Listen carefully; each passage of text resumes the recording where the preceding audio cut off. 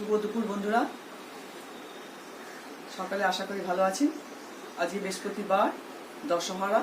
আজকে তো নিরামিষ আমার উপোস। আর আজকে যেহেতু একটা বিশেষ দিন, আজকে আমার মেয়ের জন্মদিন, তার মেনুতে কী কী রান্না হচ্ছে দেখো। সকলে মিলে আমার মেয়েকে আশীর্বাদ করবেন যেন ও খুব সুখী হয়। হয়েছে ঝরঝরে পোলাও,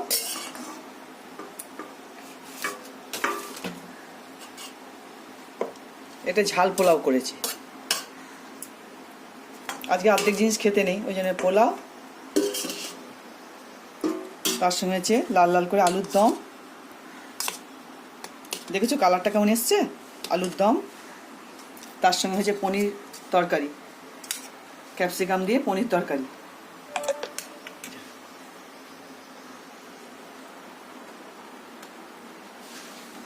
আর হয়েছে 5 রকম ভাজা, ঘি করলা ভাজা, পটল ভাজা, আলু ভাজা আর পাঁপড় ভাজা।